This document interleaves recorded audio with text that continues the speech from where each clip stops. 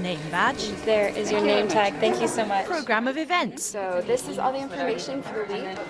The revolution will be organised. This year we wanted to, first of all, welcome you all. From all over the world, the aristocracy of activists gathers in Oslo to tell their stories, share ideas and learn. They're already actors in their own countries, together today on a different platform. I'm originally Palestinian. I've lived all my life in the United Arab Emirates until I was deported. People know me as the standing man. I was born in North Korea and then I escaped from North Korea. That's why I'm here today. So we are the Uyghurs, we are the people whose human rights are violated the most in China. And that's when you get the results. And the characters perform an action which create a result. But there's work to do. The Oslo Freedom Forum isn't secret, but certainly obscure. And they're feeling really good. In the basement of this 4-star hotel, human rights activists come to what feels a bit like a school for revolution. This workshop, how to make sure your message, whether in Egypt, Ukraine, Hong Kong, China, North Korea, catches on. This may not evoke the spirit of the barricades, but the teaching here is to be successful, to topple a government for good. You have to be organised and to plan meticulously. And activists here have been involved in helping to organise the current protests in Hong Kong. Their plan to put thousands of people on the streets of the territory was in fact hatched nearly 2 years ago. And dialogue is still the only hope that we have. Jan Yilang protested in Tiananmen Square. I'm Joshua Wong, the convener of Scholars. He's talking to the Hong Kong students now on a daily, almost hourly basis, and has brought this message to the conference from the streets. The Tiananmen massacre surprised the whole world. This time, the whole world is on notice. There's no excuse to say now we don't know. It happens. So this time we are on notice. We have to do everything possible to prevent bloodshed from happening in Hong Kong.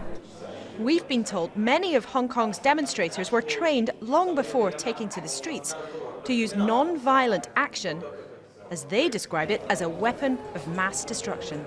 Protesters were taught how to behave during a protest, so how to keep ranks, how to speak to police, how to manage their own movement, how to use marshals within their movement. So these are people who are specially trained.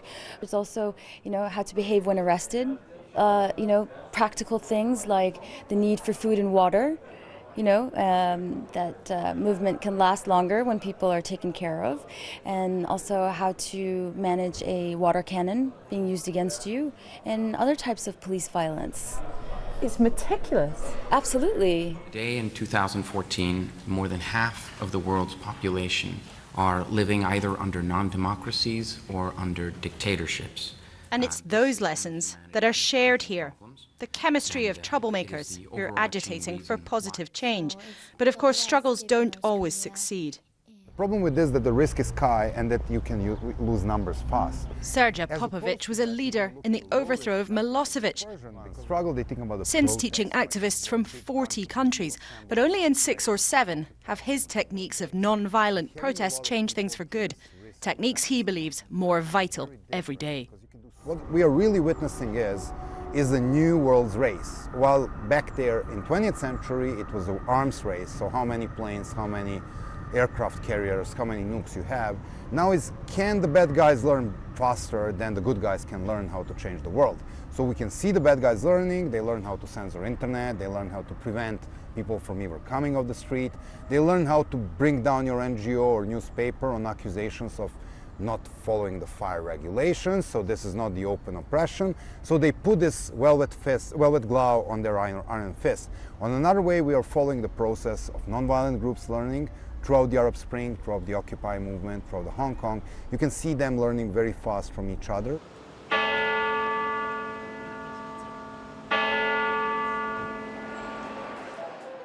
Yes, of course, like at any good conference, the evenings see deals done over drinks, schmoozing for democracy. To say this is a strange event hardly begins to cover it. There's something deeply incongruous about seeing North Korean defectors, Ukrainian freedom fighters, even hackers trade information over glasses of champagne and Norwegian canapes. They call it Davos for dissidents, for very good reason.